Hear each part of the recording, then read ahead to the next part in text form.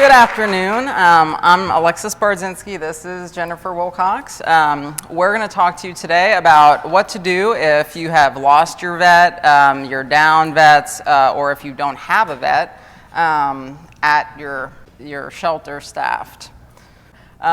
So basically, it starts with your leadership. You know, whether you have a medical director that's a vet and that they pair with the clinic manager to start to write protocols and whatnot, or if you have an executive director, you don't have a vet on staff, and you're trying to work with a vet, either contracting them or, you know, just indirectly to make the protocols. But it's all starts with that leadership there to create the protocols and then train them and train your staff efficiently. That way everybody's using them so they don't have to ask a vet a question and everything is in the protocol, very straightforward. And, you know, simplify the protocol so that it's very easy for everybody to follow. And then having a positive attitude obviously plays a big role, so that's why you want a really driving leader who is very, you know, this is their passion, and they're going to help keep that positivity because that really helps with efficiency. So teamwork is the key here, and you know it doesn't mean you have to have 20 people as your team. It's basically whoever you have. You know, you're going to start small. It might just be 2 people, and then you're going to help. You're going to get volunteers, and essentially, you know, you could train anyone to do anything for the most part. You need that good leader and trainer and that driving force, like I was saying, and the positive attitude. You want that team to be the extension of the veterinarian's hands, so the vet does not need to examine every single animal. You want them to be able to pick out when there's a sick animal and bring it to the vet's attention if it's sick enough that needs to be done, or do a protocol if it's stable enough and follow the protocol to treat it without a vet even having to spend any time looking at it. Because the vet can't do everything, and a lot of times that's where shelters run into problems because there's one vet that's there once a week and they feel like it's overwhelming and they can't look at every single animal. And what do? I have, you know, all 20 cats with upper respiratory infections and they want to look at every single one, and that's just not doable if you're trying to save everybody. So the first thing you want to do is train your staff to do a quick exam, and everybody could do this. Gum color, attitude. We look at if they're bright, are they acting normally, basically. You know, they're running around. If they're a puppy, they're bright, they're looking at you, they're responsive. You know, that's what every animal should be for the most part, especially puppies and kittens. QAR is more, they're alert, but they're quiet. So that might be more of like a geriatric animal. They're a little more dehydrated, you know, that kind of thing. Usually puppies that are quiet, there's something wrong with them. So you want to keep an eye on that. And then lethargic is basically, they're pretty sick. They don't want to get up, you know, they're really dumpy. That animal is you're gonna want a vet to look at least at some point. You might start a protocol and then get a vet to look at it, you know, eventually, but somewhere down the line, because they're pretty sick. Gum color is huge, and it's very easy to do and to assess, and you want them to be bubblegum pink, like that pup on the left there. And then, you know, the next step down would be pale pink, and then white would be when you're really concerned. If you see a puppy with really pale gums or white gums, then I would have a protocol for that to get them checked out. So that dog on the right there, those are pretty pale gums, almost white. That dog is anemic. So then we look at skin tinting, and this is something, you know, we're kind of going above and beyond here. Those first 2 can tell you a lot. Skin tinting is where we pinch the skin, usually between the shoulder blades or on their neck, and that pinched skin should go down, and that's just telling you the elasticity of the skin is good and hydrated well. And if it doesn't go down, then that can indicate that they are dehydrated. Now, something to note is puppies, they have a lot of rolls sometimes, especially if it's like a Shar-Pei puppy. It could be totally normal for them to have what looks like to be a skin tint. So just keep that in mind if they have a lot of skin. And then just looking overall at the animal, are there any obvious abnormalities? Or is there nasal discharge? Are they squinting an eye? Is an eye swollen? Are they limping? Are there any obvious wounds to note? And lastly, are they interested in food? This will tell you a lot, especially with puppies and kittens. More so puppies, they're usually always going to eat a meatball of some sort. If you have an intake of a puppy and you offer them food and they don't take it, I would probably Parvo test them and start, looking for something that's wrong. That's one of our indicators when we do intakes. One of the main things is we offer them a meatball, and that's going to tell us a lot. Cats are a little more pickier. Usually a kitten's going to eat too, but kittens, you might have to offer them a few things. And so all these factors you can teach your staff to assess. That way a vet doesn't have to actually look at them. Once you have your staff trained up to do a very basic health assessment, that's when it's going to be critical to get a veterinary professional to design protocols that are appropriate for your rescue or shelter. And in order to do that, the Association of Shelter Veterinarians recognizes that a lot of shelters can't afford a full-time vet. And more recently, there are more shelters that want to do higher level medicine and may not have a veterinarian on staff enough to facilitate that. So the Association of Shelter Vets feels that, that every shelter, if possible, should have a vet that has really direct knowledge of how things roll at that particular organization.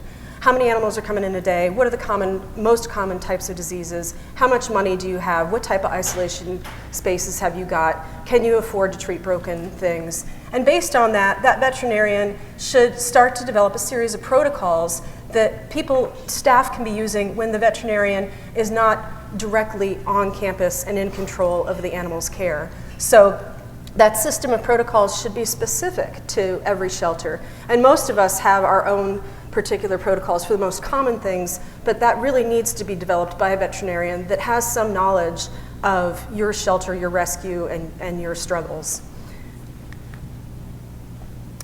And just again, direct supervision means that you've got a licensed vet that's on the premise and they're assuming responsibility for everything that's going on, and hopefully with that relationship, that vet will go on to develop the protocols that allow for indirect supervision, where when that person is not on campus, medical care can still proceed, because none of us live at our shelters. Okay, so I'm going to talk about creating your protocols where you start, because it could be really confusing at first and mind-boggling. But so basically you want to pick the most common things you're doing at the shelter and the most common diseases you're seeing, and just make a list, start from the top. So for instance, on the right-hand side there, you have intake. That's a main thing. That would be the first protocol that you should make, because they're coming in every day and at all times of the day usually. Signs and ailments, so upper respiratory infection, diarrhea, inappetence, mostly in cats when they're not eating, because sometimes it could be stress, sometimes there is something wrong. Skin diseases like mange, Demodex, and sarcoptic mange.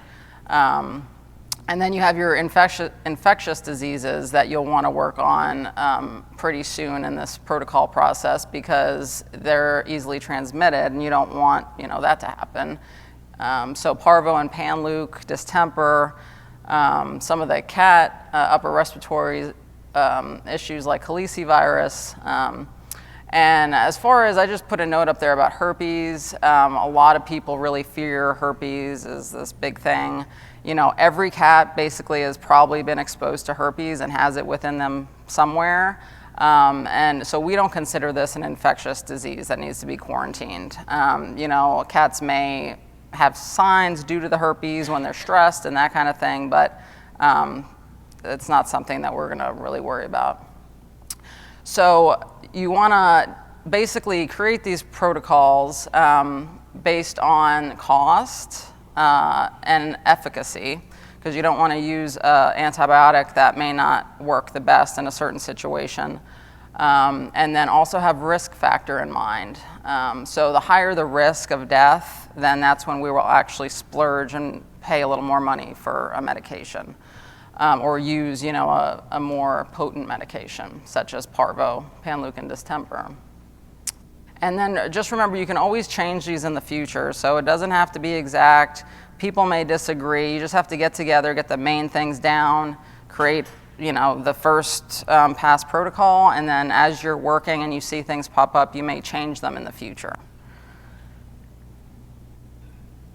And you want to have objective factors. You don't want everything to be subjective where somebody's like, oh, is it lethargic, is it not? I mean, you want to make sure that they know exactly the exam findings and they can give you objective information versus put that on them to decide.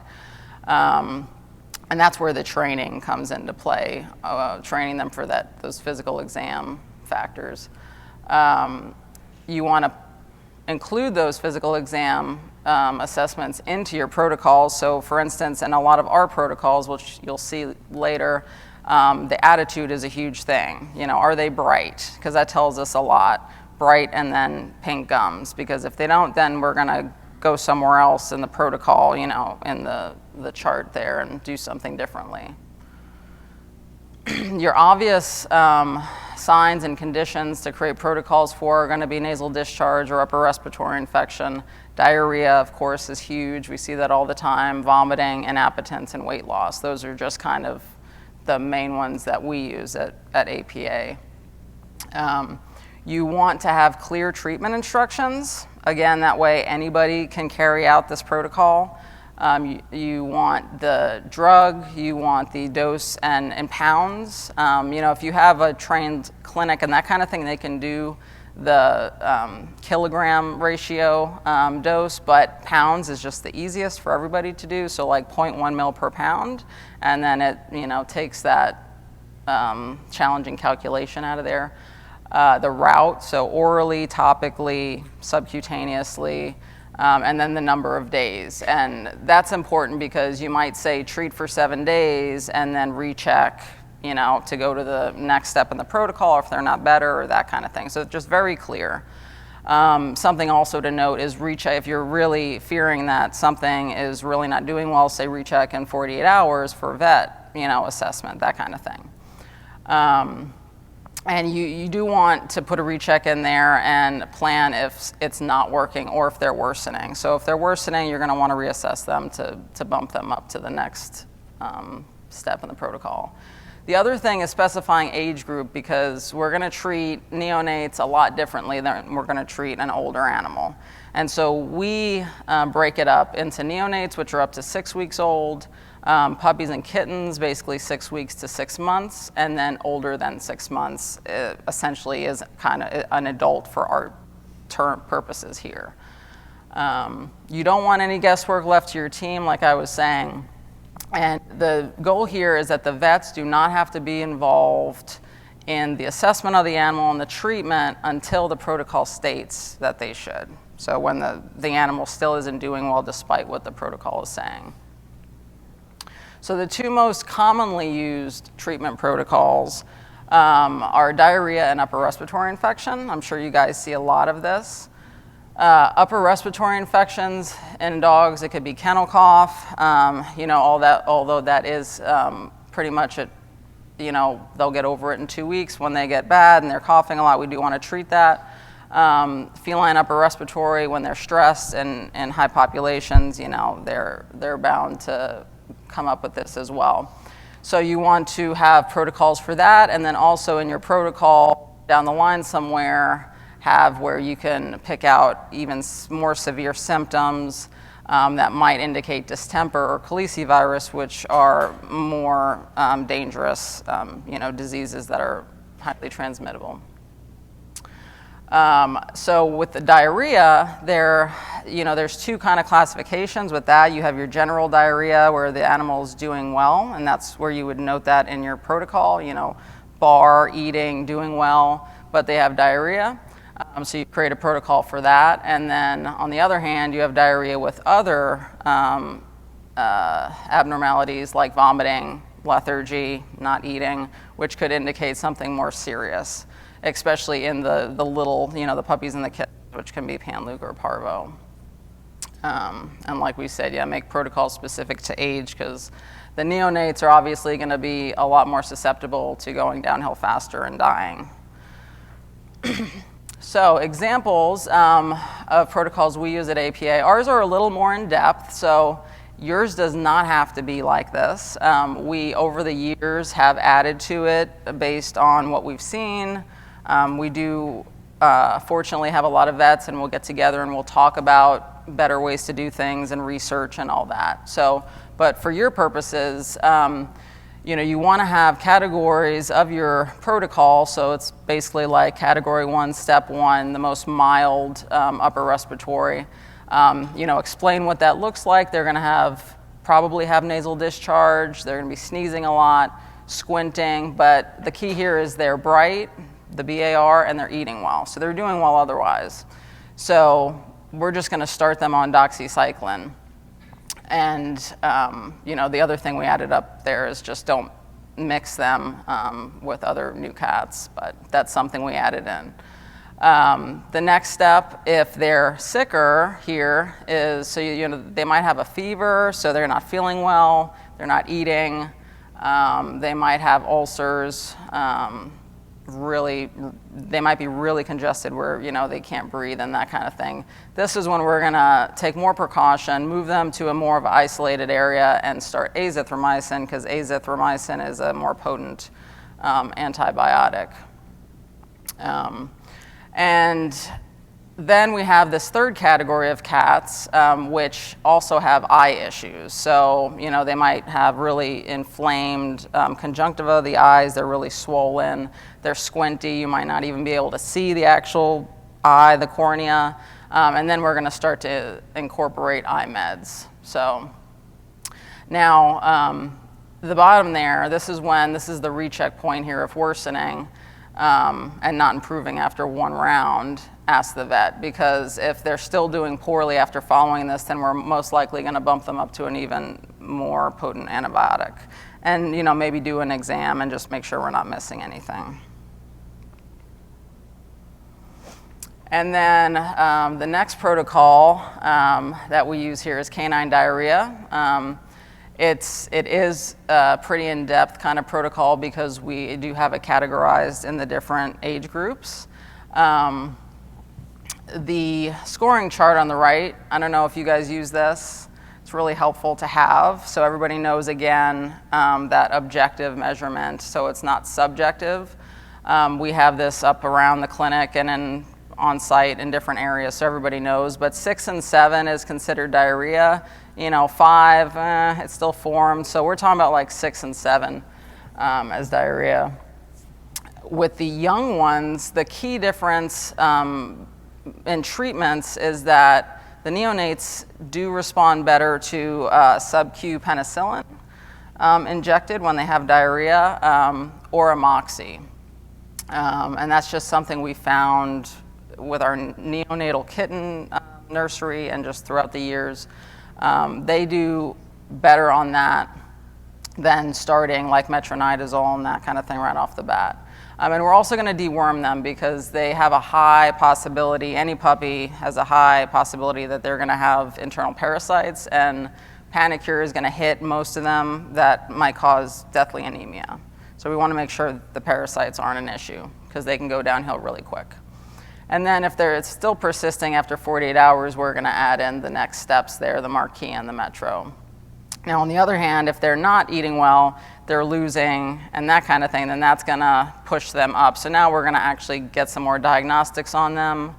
I don't know if you guys have the ability to do PCV and total protein, but that's an excellent thing to be able to do. So I'd recommend, if you don't, getting a centrifuge and some tubes and learning how to do that. And then we're going to bump them up to the most potent drug we have, basically, which is Baytril, because since they're at risk, they're that population at risk that can go downhill quickly, we're going to use the heavy-duty, more expensive drugs. and then keep an eye on them, recheck them the next day if they're still not doing well. One of the things, so we don't have in the under 6 weeks that a hard push on parvo testing. Usually like under 4 weeks, they're not gonna be parvo, but still you have that 4 to 6 week old where they could be parvo. So really any puppy that's not doing well, having diarrhea, I would parvo test just to be safe. And then the next group of puppies here, now, we really have a look at what parvo is gonna look like. So watery, bloody diarrhea, vomit, inappetence, lethargy, all that. So first thing the staff's gonna do if they see this is parvo test, leave the puppy where it is, or get it in a quarantine, pretty much leave it where it is, make sure they parvo test, disinfect, and then wait for that test to come back before we figure out what else we're gonna do, because if it comes back positive, then we're gonna most likely go a different route, get it into an isolation area, and then do parvo treatment. But if it's parvo negative, then we're gonna follow this protocol. And then over 6 months old, it's pretty much the same thing. The only difference here is that they're less of a chance to go downhill rapidly because they're going to be bigger. Unless you have like a puppy that's under 5 pounds, a little teacup Yorkie or something, they're less likely to have deathly diarrhea for the most part.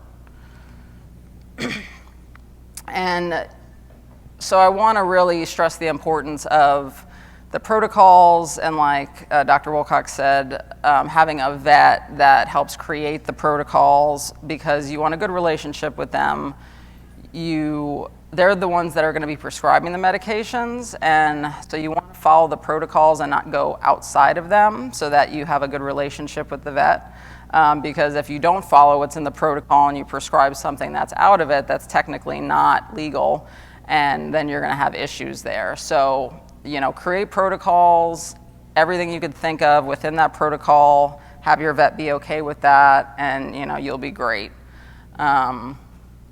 You don't want to switch medications. Like, you don't want to say, oh, just because we prescribe doxycycline for upper respiratory, I can give doxycycline for diarrhea. You want to follow word for word what the protocols say. And just have good communication with your vet, because you want to maintain that relationship. Once you have a good vet, you want to keep them and work to keep them as hard as you can. For a subset of folks, you'll be in rescue and shelter situations where you don't have a vet and you don't have protocols. And that is a bit of a pickle. So when I've called up the state of Arizona, our particular state is very lax with animals and considers them property. So if they are in the care of a rescue or a shelter, the people that are caring for them are not necessarily under the same stipulations as would be an animal being cared for by a private vet. So if you happen to be in Arizona and you happen to have animals in your shelter or rescue, and you don't have to carry what's called a premise license, which is a license that requires you to practice at this level of medicine, then you are not responsible to report to the vet board. And per the state of Arizona, you can do whatever you want with your animals. That's kind of a scary thought, but Arizona's kind of a cowboy state, and that's where we're at this day and age. So one other thing that I learned recently in a conversation with the director of the medical board is that even Arizonan lay people that aren't veterinarians are allowed to provide medical care to animals as long as they're reasonably trained. So knowing that, if I were a rescue person in Arizona that didn't have a good relationship with a vet, you could go hog wild. So, but there are many states in which these legislations are much more strict. So if you don't know precisely what the laws are around providing care, who can do it, and where a veterinarian has to be in the process, I would really strongly encourage you to call your state board, because the last thing you want is a situation where in the middle bullet, lay people providing care beyond their skill level can be prosecuted with cruelty, which Arizona veterinarians are required to report to law enforcement within 48 hours. So it's super gray in Arizona. We recently found out, just 2 days ago, fireman was reported, a retired fireman from Utah was reported by a veterinarian for performing surgery on his own dog to remove skin masses. And he'd done this several times and thought he was pretty good at it, but unfortunately one of the really large incisions opened up. And I was actually called by law enforcement to ask, is this really a violation of the rule where people can provide their own medical care as long as they're reasonably trained? In this case, it is a clear violation. He's going to be prosecuted for cruelty, but that just goes to show you, you should know where the gray area is in your state. It's going to be, you could be held liable. In Texas, it's similar to Arizona in that if it's a shelter or a rescue that's taken over ownership of an animal, then that group, that organization can make medical decisions and not be subject to the regulations of the veterinary board.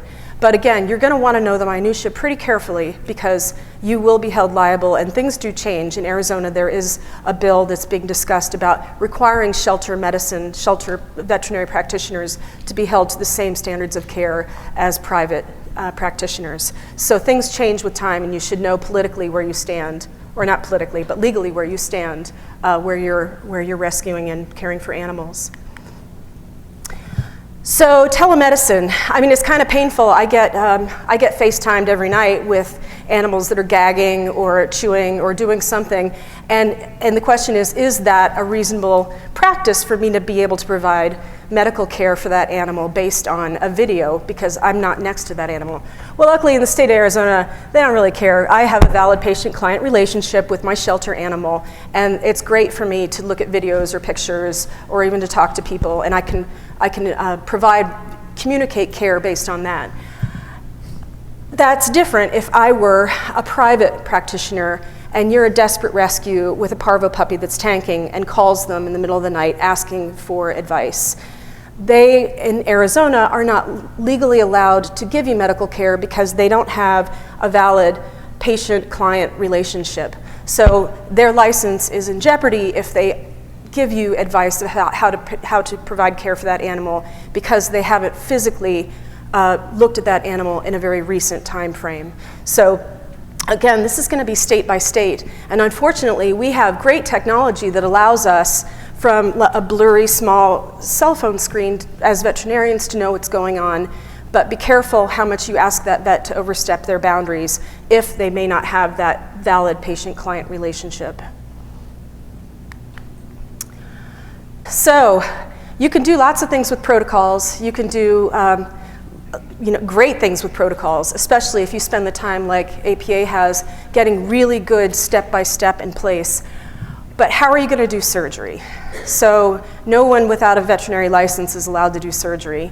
And so you're going to have to ask yourself, how are you going to keep animals moving through your organization and get them out without being intact?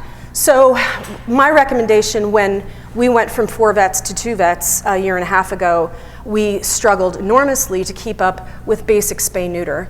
So we got our protocols in line really fast and it was awesome, but it was also a good opportunity to learn that our program was not nearly as efficient as it could have been or should have been. So ideally in a high volume situation, if you've got a well-trained vet, they should be walking from table to table, just changing their gloves and redraping, right? So your vets shouldn't be like off doing an exam or helping intubate. You should really refine those practices if you haven't. And sometimes if it means that your vet's already gone, it's still worth sending some of your staff to be trained into getting better high volume strategies in place before the next one comes on board. The other thing, of course, what we had to do is we started offering vouchers. That's a scary gray area for our community. We didn't have great follow through with voucher programs. So if you have to have a surgeon and it's got to be a veterinarian doing surgery, you're going to have to start shopping around. And most of you are already familiar with this game, right? You know there are vets out there. Can you afford them? Do they provide the care that you want? And I would just give you a few words of caution.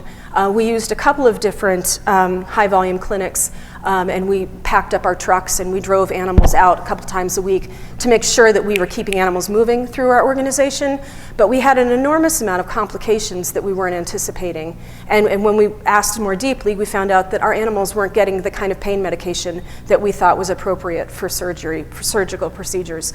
So make sure you're asking very firm questions about protocols and how animals are being handled before you just go for your cheapest option.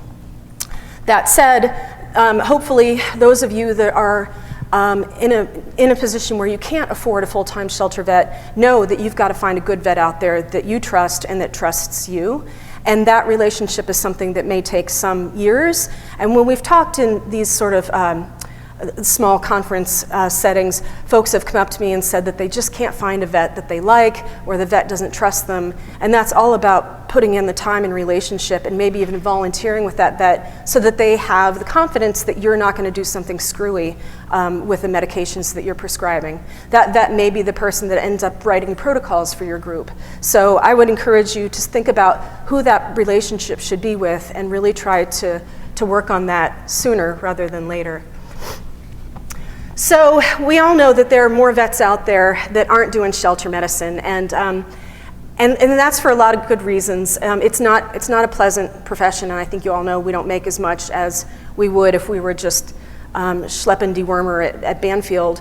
But one thing to encourage you to get out there and talk to your local vets, make sure that they know that you're in a hard position, that you have lots of animals that you're trying to care for. Most of them will be sympathetic to the fact that you need their expertise. So one thing right off the bat, before they start handling your animals, talk to them about your mission and make sure that they understand your euthanasia decision process, especially who has to sign off on things. One thing you might consider, if you don't want to cold call a bunch of clinics, you can often find a local professional organization, like we have the Southern Arizona Veterinary Medical Association, and that's got a couple hundred vets in our area, some of whom are looking for relief work and have no clue that the shelter is struggling. So in a critical 6-month period, we found 16 different relief vets to come in to help us patch together pieces in our schedule, where otherwise our life-saving would have really dropped, and we didn't lose. Our life-saving stayed static across a really, really awful year, and we were right around 90%. So again, if you have vets, don't use get the most bang for your buck. Don't let them look at a healthy, happy diarrhea dog. Make them look at something that's gray or lethargic. So make sure that you're not having your staff divert their attention to things that your staff should be looking at.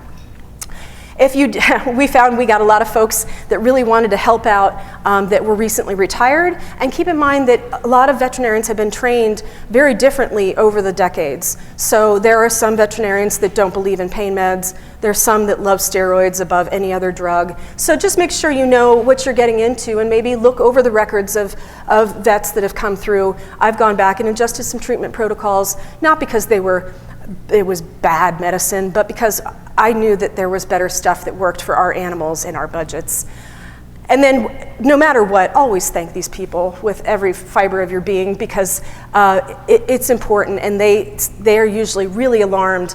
And a private vet coming into a shelter situation is probably not going to sleep that night. It can be really, really different from their normal lives. But make sure to thank them a lot and make sure to advertise their clinic. This one just went dead, if you can. So other ways to shake out vets, most communities of any size have some sort of medical training program. If it's got a nursing program, it's probably got a vet tech program. And if it's big enough, it's probably got a vet. So I didn't know until I was desperately looking for relief that every one of those top 3 schools that have vet tech programs have a vet that work with them. And that vet may not be full-time, but that's certainly, I'm taking their students to our clinic to get them training, so I turned around and I asked them to send their vet too to help us out. So don't be shy.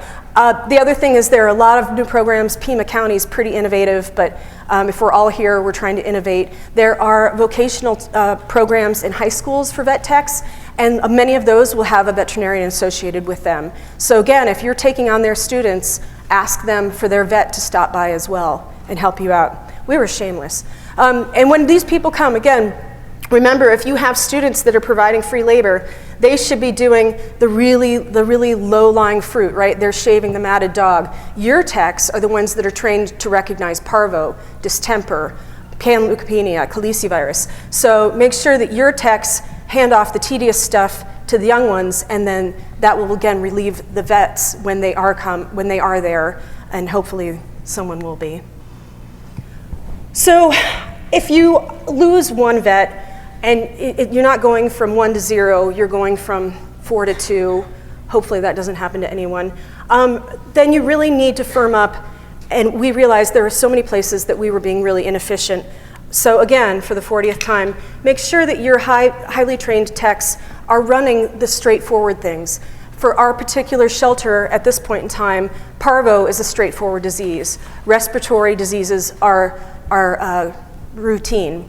Ringworm, the kitten nursery, none of those things need a vet and don't necessarily need your highest trained techs.